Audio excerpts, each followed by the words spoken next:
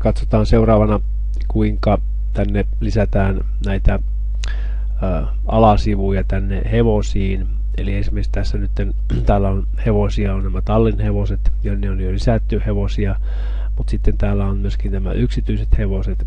Eli lisätään mennään tähän yksityiset hevoset ja lisätään tänne alasivuksi tarvittava hevonen.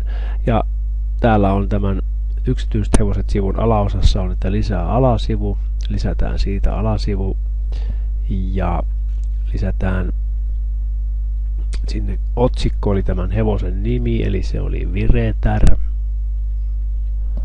Ja sitten kopioin täältä tätä tekstiä täältä vanhoilta sivuilta ja vien kursorin vain tuohon tähän tekstieditorikenttään, klikkaan hiiren oikealla liitä, jolloin liitetään se varsinainen teksti vielä tähän toisen kerran liitä, hiiren oikealla ja liitä painikkeella tai klikkauksella ja sitten vain OK, jolloin se teksti tulee tähän. Tätä editoria voidaan vähän leventää täältä oikeasta alakulmasta vetämällä tällä tavalla näin.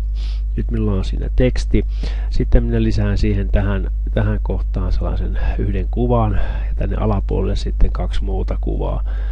Vien kursorin ihan tuohon tekstin alkuun ja täällä on kuvat kohta, josta lähdetään tästä selaa painikkeesta lisäämään kuva tänne ja koneelta selataan ihan normaalisti ja täällä oli minulla yksityiset hevoset ja Viretär ja kuva, pannaan se tuo viivi eli tuo kuva tuosta ja täältä klikkaan sitten avaa ja sitten se siirretään tämä kuva tästä siirrepainikkeesta tänne palvelimelle, jolloin se tulee tuohon pikkukuvaksi näkyviin. Mutta se ei vielä täällä editorissa ole, niin tuossa on se kursori tuonne siihen paikkaan, mihin se kuva lisätään, viedään tuonne ja täältä lisää painikkeesta se klikataan, jolloin se kuva tulee tuohon. Jotta saadaan se tänne oikeaan reunaan ja teksti menee vasemmalle, niin klikkaan tämän kuvan aktiiviseksi ja hiiren oikealla valikosta valitsen kuvan ominaisuudet ja täällä on tämä kohdistus, eli täältä voidaan valita, että se sijoitetaan tuonne oikealle suhteessa siihen tekstiin ja sitten OK. Voin tässä välillä nyt vaikka tallentaa tämän täältä ihan sivun alaosasta ja katsotaan miltä se nyt näyttää tässä vaiheessa. Eli nyt tässä on tullut tämä teksti ja tuosta on tuo kuva ja klikkaamalla sitten saadaan tuo isompi kuva näkyviin myöskin tästä hevosesta. Mennään takaisin kuitenkin tänne muokkaukseen, eli muokkaa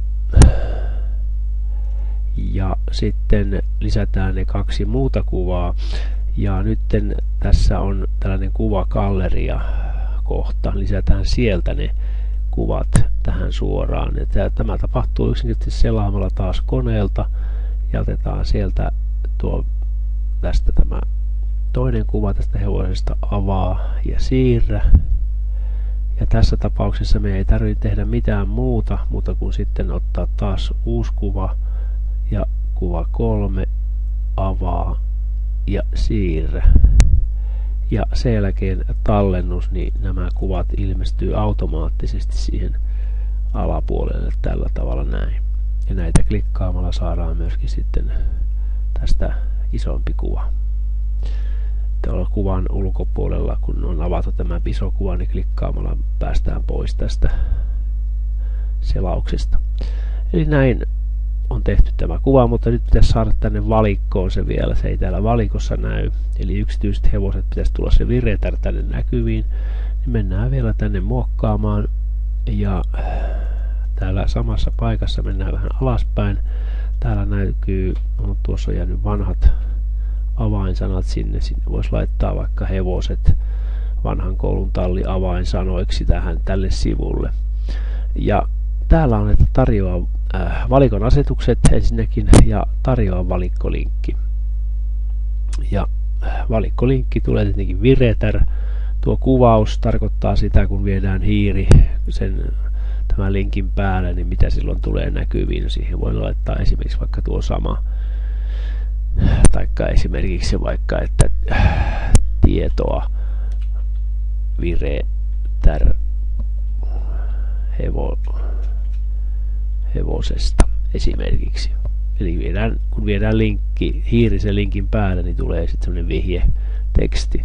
Sitten tämä on tärkeää, tämä yläkohta, eli mihin kohtaan valikkoon se tulee. Se ei tule tähän suoraan päävalikkoon, vaan täällä on nämä hevoset, mutta ne ei ole tallin hevoset, näkyy tässä alapuolella, mutta sitten nämä yläkohta on nämä yksityiset hevoset, koska Viretär kuuluu sinne yksityishevosiin, niin pitää laittaa yläkohdaksi se yksityiset hevoset siihen valikkokohtaan.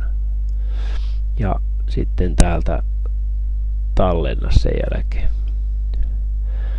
Eli nyt jos me katsotaan tänne valikkoon hevoset, yksityiset hevoset, siellä on tuo Viretär hevonen sitten tässä, ja täältä näkyy nämä muut, mutta tässä on tämä Viretär hevonen.